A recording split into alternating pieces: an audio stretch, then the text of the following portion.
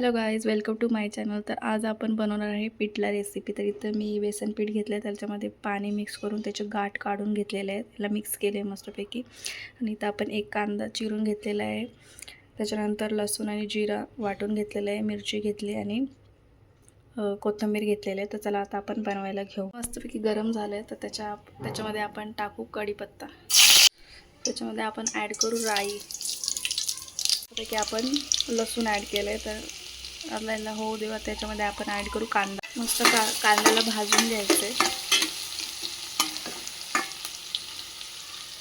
मस्तपैकी असा कांदा भाजतो. त्याच्यामध्ये आपण थोडंसं मिरची ॲड करून घेऊ, जी आपण मिक्सरला लावलेली, किंवा तुम्ही मिक्सर पण वाटू शकता किंवा तुम्ही ठेचून पण करू शकता.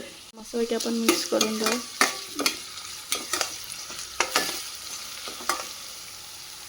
तर हे बघा, मस्तपैकी आपलं शिजतंय. तर आता ह्याच्यामध्ये आपण मीठ ॲड करून घेऊ चवीनुसार. थोडीशी हळद. याला मस्तपैकी आपण आता मिक्स करून घेऊ.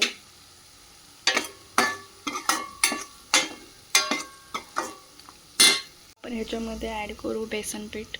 तर ह्याला मिक्स करत जायचं कारण की मिक्स करत राहिलं तर त्याच्यामध्ये गाठ होत नाही. त्याला आपण थोडंसं मिक्स करत राहायचं, नाहीतर मग ते लम्स तयार होतात.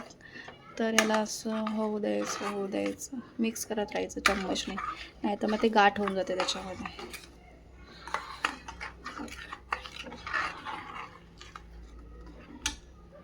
ॲड करू आपण कोथिंबीर भरभरून. हे बघा गाईज, मस्तपैकी आपलं झणझणीत पिठलं रेडी झालेलं आहे. तर चला आपण याला सर्व करून घेऊ. हे बघा गाईज, मस्तपैकी आपलं झालेलं आहे. तुम्हाला पण जर ही रेसिपी आवडली असेल तर नक्की लाईक करा, शेअर करा, सबस्क्राईब करा माझ्या चॅनलला. थँक्यू.